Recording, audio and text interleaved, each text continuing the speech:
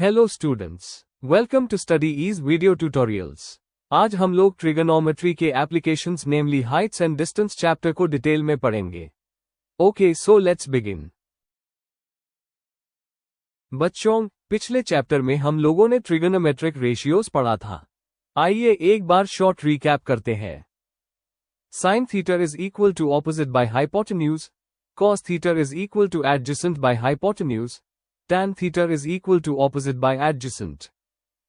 इसको इजीली याद करने का ट्रिक भी आपको याद होगा। सो का टोआ तो चलिए आगे बढ़ते हैं। इसके बाद चलिए कुछ स्टैंडर्ड एंगल्स के ट्रिगोनोमेट्रिक रेशियोज को भी रिकैप कर लेते हैं। अब इसको जानने का ट्रिक भी आपको याद होगा। पहले अपने बाएं हाथ का ऊपर surface should face towards you. अब sin theta is equal to root over fingers below, divided by 2. Cos theta is equal to root over fingers above, divided by 2. Tan theta is equal to root over fingers below, divided by root over fingers above. Example के तौर पे let's take 45 degree. अब sin 45 degree will be equal to root over fingers below, that is root 2 divided by 2. Which is equal to 1 by root 2. Cos 45 degree will be equal to root over fingers above, that is root 2 divided by 2. Which is equal to 1 by root 2. Tan 45 degree will be equal to root over fingers below, that is root 2, divided by root over fingers above, that is root 2.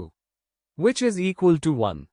इसी trick से हम पूरे table को fill कर सकते हैं। It is advisable, during exams, to prepare such table in the rough column side of your answer sheet beforehand.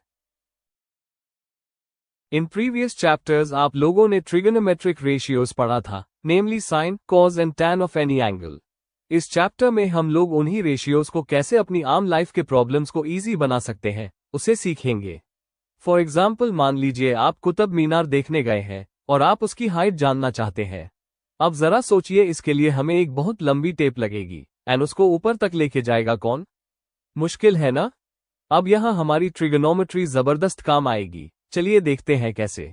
बहुत आसानी से हमारे पास क्या क्या मेजर्स अवेलेबल है।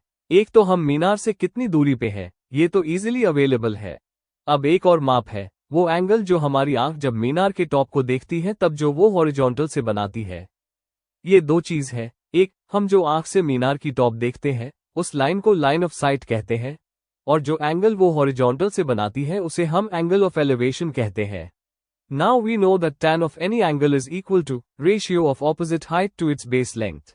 Using the above identity we can say that tan of angle of elevation is equal to height of Minar divided by the length of the base distance. इस equation से हम आसानी से मीनार की हाइट निकाल सकते हैं।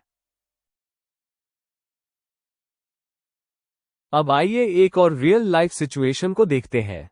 मान लीजिए कि आप एक इमारत के किसी चौथे या पांचवें फ्लोर पे हैं।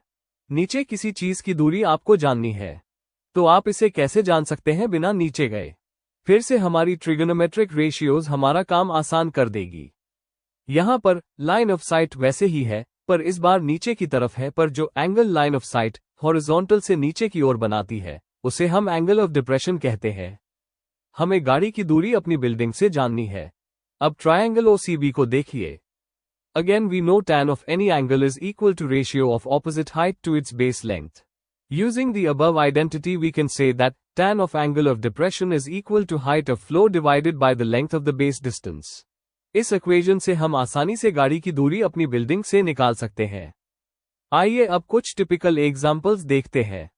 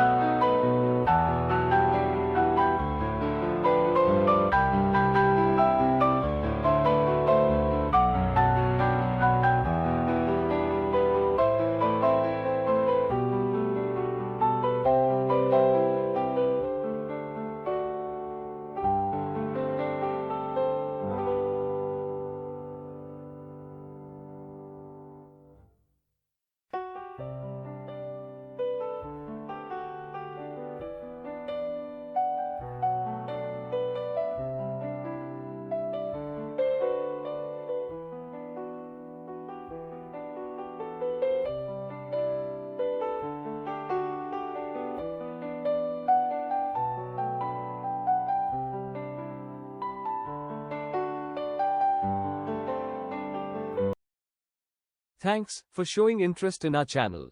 Do subscribe to our channel to get the latest updates.